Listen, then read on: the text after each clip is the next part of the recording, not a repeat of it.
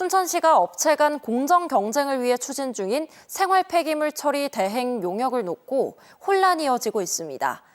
법원이 기존 업체가 제기한 입찰 중지 가처분 신청을 인용하자 신규 업체들은 기득권 지키기라며 반발하고 나섰습니다. 박명원 기자의 보도입니다. 최근 생활 폐기물 수집 운반 용역 입찰 규정을 변경한 춘천시.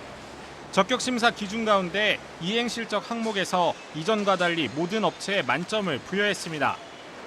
이행 실적이 없는 신규 업체도 입찰에 참여시켜 공정한 가격 경쟁이 이루어지도록 하기 위해서입니다. 기존 업체인 춘천시 생활폐기물협회는 즉각 반발했고 법원에 입찰 중지 가처분 신청까지 냈습니다.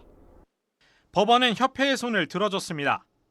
법원은 기존의 입찰 방식이 신규 사업자에 비해 기존 업체가 좀 더 높은 평가 점수를 받을 수 있을 것으로 보인다면서도 단순히 신규 사업자에게 불리하다는 사정만으로 차등적 점수 부여 체계를 부인하는 것에 대한 합리적 근거를 찾기 어렵다고 판단했습니다.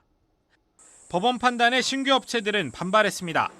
경영 상태나 장비 확보 등 항목이 아닌 단순 이행 실적만 놓고 점수를 차등 부여하면 신규 업체는 기존 업체에 비해 6점이나 뒤처지는 등 기울어진 운동장에서 경쟁을 해야 한다는 겁니다. 저희가 납득할 수 없는 건 기존 업체들도 태초 때부터 이 일을 해왔던 건 아닐 텐데 실적이 없으면 업무를 시작조차 할 수 없게 이렇게 만들어 놓고 반면 기존 업체들은 변경된 계약 방식은 공정 경쟁이 아니라 오히려 신규 업체에 특혜를 주는 것이라고 맞섰습니다. 제일 중요한 부분은 시공실적인데 이거를 신규 업체나 기존에 실적을 갖고 있는 업체나 이걸 똑같은 상태로 가지고 입찰 본다는 건 사실 이게 제비뽑기거든요. 이거는 운찰로 되는 건데 아무 평가도 없이 그렇게 한다는 건 말이 안 되는 거예요. 한편 춘천시는 생활 폐기물 처리 위탁 시장이 20년 넘게 독과점 체제로 이어졌다며 신규 업체 입찰 참여를 통해 해결하겠다는 입장입니다.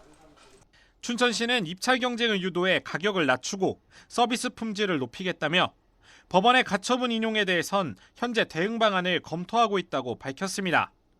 지원뉴스 박명원입니다.